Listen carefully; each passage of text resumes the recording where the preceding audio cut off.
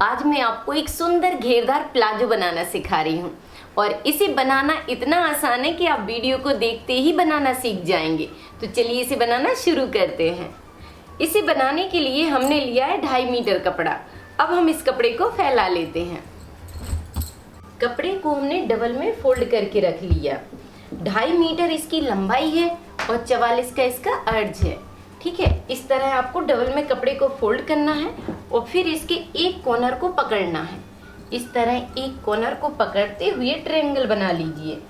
इस तरह इसका ट्रायंगल बन जाता है। अब अच्छे से इसको मिलाकर सेट करिए जिससे कपड़ा कहीं पर भी मुड़ा ना रहे। अब जैसे ट्रायंगल हमने कपड़े पर बनाया है वैसे ही ट्रायंगल मैं आपको पेपर पे बनाकर दिखा रही हूँ जिससे आपको समझने में बहुत आसानी होगी। ठीक है, यहाँ पर कपड़े को पहले हमने इस तरह से फोल्ड किया, कपड़े को डबल में रखा और फिर एक कॉर्नर को पकड़ते हुए इस तरह इसका ट्रायंगल बना दिया। एक कॉर्नर से आपको ट्रायंगल बनाना है जिससे घेरा बहुत सुंदर आता है। अब ये बन गया है इसका ट्रायंगल। अब यहाँ पर ध्यान दीजिए कि जो आप नाप लेते हैं अपना उसको अच्छे से लिख कर रखिए जैसे मैंने लिख कर रखा है। ठीक है, यहाँ पर अब आपको देखना है कि हिप साइज कितना है। तो जैसे कि मेरे नाप में हिप साइज आ रही है 40, तो 40 का चौथाई भाग यहाँ पर रहता है। ठीक है, तो यहाँ पर मान लीजिए कि ये हो गया हिप साइज का चौथाई भाग। अब यहाँ पर हमें लेना है 1.5 इंच की लूजिंग जिससे इसमें मार्जिन भी हो जाएगा और लूजिंग भी हो जाएगी। तो यहाँ पर हमने 1.5 इंच को एक्स्ट्रा बढ़ाते हुए एक निशान बना लिया। ठीक है, ये बन गया एक निशान। इसी तरह निशान बनाएंगे हम सेम कपड़े पर। अब एक कॉर्नर से आपको नाप कर इस तरह चेक करना है जिससे गुलाई बहुत अच्छे से आ जाती है और घेरा छोटा बड़ा भी नहीं होता है। अब इस तरह घुमाते जाइए आप और जितना ये निशान जा रहा है ऊपर की साइड उसे जाने दीजिए।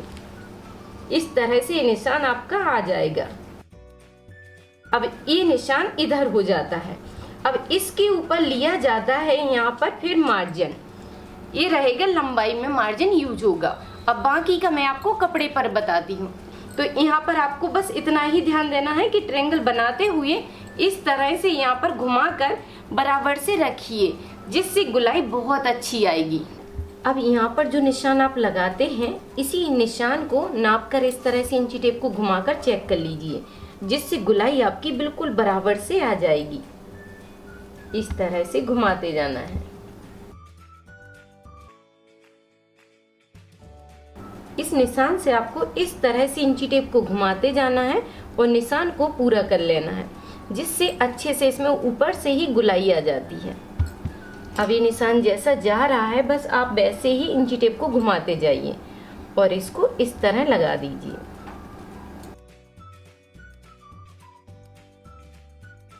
इस तरह हमने निशान को मिला दिया और ऊपर की साइड ले लिया सिलाई मार्जिन। उसके बाद आपको लंबाई का निशान लगाना है। जो भी साइज होती है उसका ध्यान रखिए और ऊपर की साइड बेल्ट को माइनस कर दीजिए। तो जैसे कि मुझे इसे तैयार करना है 36 इंच में, तो 36 में से 1.5 इंच का यहाँ पर हम बेल्ट को माइनस कर देंगे। ठीक है, अंदर की साइड हमने फोल्ड कर दिया इंची टेप को। अब पूरी लंबाई को याद रखना है आपको। तो ये हो गया 36 इंच। ठीक है, अब इस निशान से 36 पर चेक कर लीजिए इस तरह से। ये हो गया 36 और ये हो जाएगा नीचे की साइड फोल्ड करने के लिए आधा इंच का, और ये हो गया ऊपर के लिए मार्जिन। इस तरह आपको अपनी लंबाई निकाल लेना है। अब बस इंची टेप को घुमाते जाना है और निशान आगे की साइड बढ़ाते जाना है।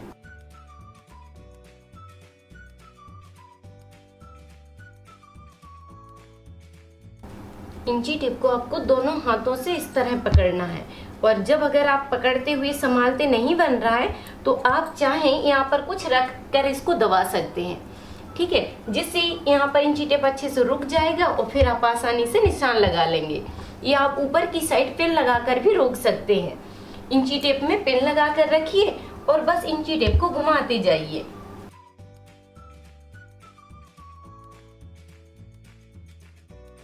अब यहाँ पर ध्यान दीजिए, इस तरह निशान को पूरा करने के बाद अब जो भी कपड़ा कम पड़ता है उसे आपको कैसे निकालना है तो यहाँ पर ध्यान से आप समझ सकते हैं कि एक पेपर का टुकड़ा लेना है आपको और इसके ऊपर दबा कर रखना है इस तरह से।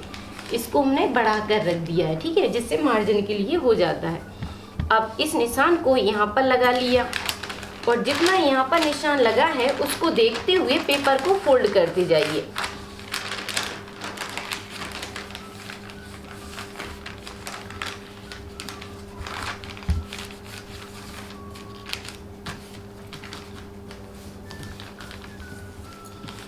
जैसे ही आप पेपर को फोल्ड कर देंगे तो यहाँ पर ये निशान बन जाता है। बस उसी निशान पर इसकी कटिंग कर लीजिए।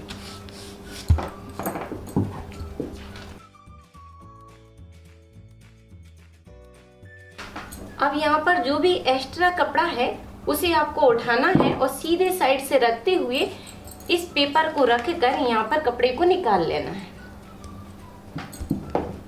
तो कपड़े को आपको इस तरह मिलाकर रखना है और उसी के ऊपर पेपर को रखते हुए सेम कटिंग कर लेना है। तो नीचे से घेरा आपको इस तरह से पूरा करना है। उसके बाद यहाँ पर अब आपको आसन की साइज निकालना है। तो आसन की साइज कैसे निकालना है यहाँ पर ध्यान दीजिए। हिप साइज का आपको चौथाई भाग लेना है, ठीक है, उसमें 2 इंच की एक्स्ट्रा लूजिंग मिलाना है। तो ये हो गया 12 इंच। अब ऊपर की साइड 1.5 इंच का यहाँ पर बेल्ट बनना है। तो हमने इसको 1.5 इंच को फोल्ड कर दिया और जो भी साइज आती है यहाँ पर रख दिया निशान को। ये निशान मिल गया हमें आसन की लंबाई के लिए। अब दूसरी बात का ध्यान देना है आपको कि एक बार इस गुलाई को चेक कर लीजिए कि कहीं गुलाई से यहाँ पर साइज ज्यादा तो नहीं हो रही है। तो इस तरह से आपको चेक कर लेना है। तो ये हो गया 10 इंच और ये हो गया इसका मार्जिन और लूजिंग। तो इस निशान को हमें सिर्फ इस तरह से मिला देना है तिरछा। तो यहाँ पर आपको चौड़ाई को भी याद रखना है। तो यहाँ पर हमने चौड़ाई ली है 2.5 इंच। जब आप 40 से 42 के लिए बनाते हैं तो यहाँ पर चौड़ाई लेना है आपको 2.5 इंच और उससे छोटी साइज बनाते हैं तो यहाँ पर आपको साइज लेना है 2 इंच की, ठीक है।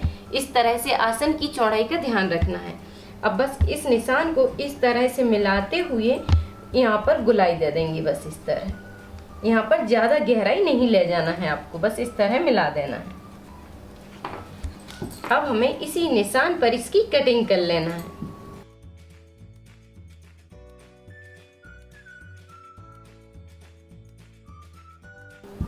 अब यहाँ पर जो जॉइंट होता है उसे भी खोल लीजिए।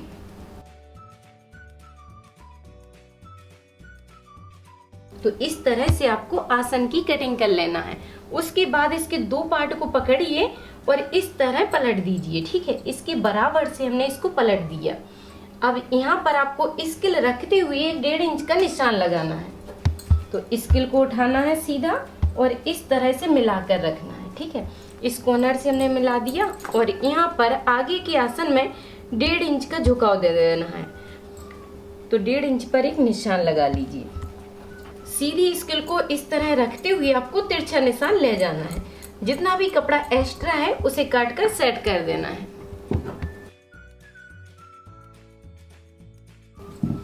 अब यहाँ पर निशान लगा लीजिए कि ये रहेगा आगे का आसन, ठीक है।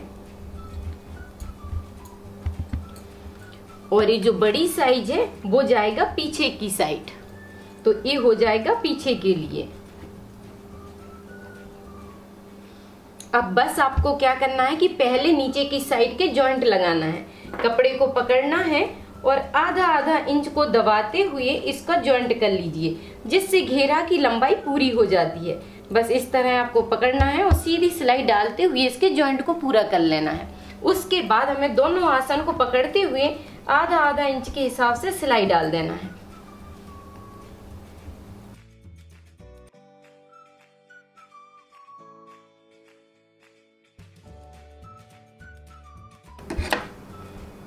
तो दोनों आसन की साइड हमने सिलाई डाल दी है और यहाँ पर इसकी लंबाई को पूरा कर दिया है, घेरा को पूरा कर दिया।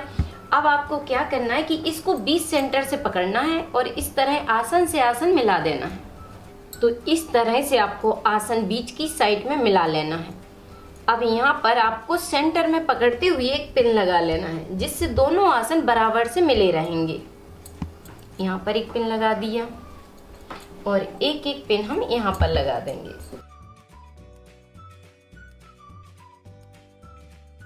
अब बस आपको दोनों कपड़ों को अच्छे से मिलाकर पकड़ना है और इसके बीच की सिलाई आधा इंच के हिसाब से लगा देना है। ठीक है, बस मिलाकर पकड़ते जाइए और आधा इंच के हिसाब से पूरी सिलाई आपको घुमा देना है। और इस सिलाई को आपको डबल डालना है, जिससे ये बीच में स्ट्रॉन्ग रहता है। आसन की सिलाई को भी डबल डालिए, जिससे स्ट्रॉन्ग रहेगा और जल्दी से सिलाई खुलेगी नहीं। और फिर आपको नीचे की साइड डबल कपड़े को फोल्ड करते हुए इसके घेरा में सिलाई डाल देना है। ठीक है, पहले इसे डालना है और फिर घेरा में सिलाई को घुमा देंगे।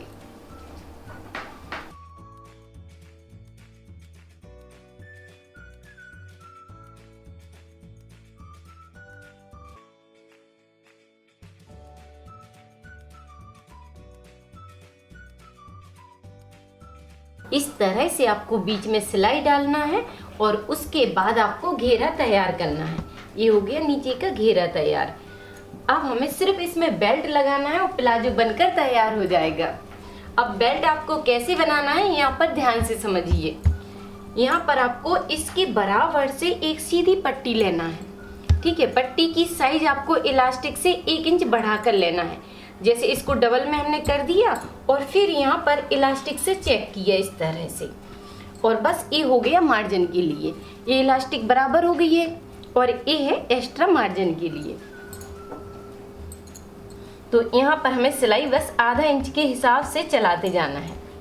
और यहाँ पर आपको क्या करना है, यहाँ पर इस तरह देखिए, यहाँ पर पहले अच्छे से देखिए कि इसके बराबर से आपको पट्टी चेक करना है। और अगर पट्टी छोटी होती है तो उसमें आप जॉइंट कर सकते हैं और बड़ी होती है तो काट कर निकाल दीजिए। इस तरह से चेक किया और फिर यहाँ पर आपको जॉइंट लगा देना है। इस तरह बस कपड़े को पकड़िए और खोलते हुए कपड़े को आधा इंच के हिसाब से सिलाई डाल लीजिए। इस तरह उल्टे साइड से आपको आधा इंच की सिलाई लगा देना है।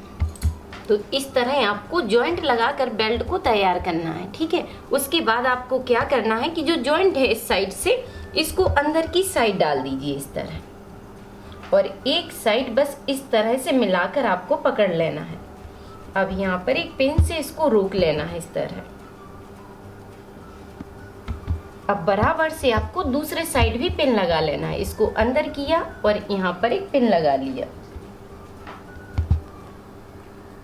अब बस अंदर करते हुए आधा इंच के हिसाब से इसमें हम सिलाई घुमा देंगे और यहाँ पर थोड़ा सा इलास्टिक के लिए गैप छोड़ देंगे। ठीक है, 1 से 2 इंच का गैप छोड़ दीजिए। यहाँ पर बस गैप छोड़ना है और पूरे में सिलाई डालना है।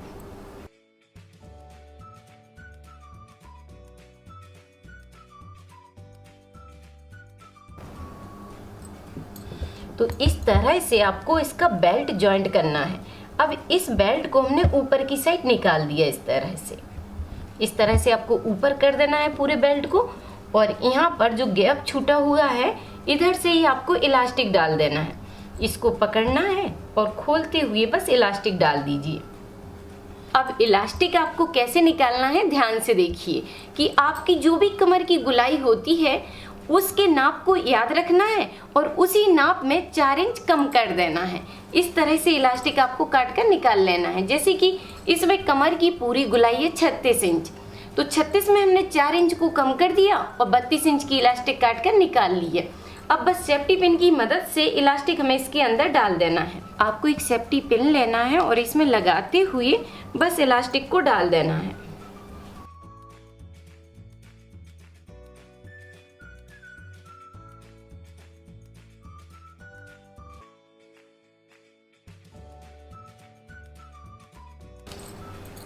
इस तरह से आपको इलास्टिक डालना है और उसके बाद इलास्टिक को ऊपर नीचे रखते हुए अच्छे से 2-3 स्ट्रोक सिलाई डाल देना है, जिससे सिलाई खुले ना। ठीक है,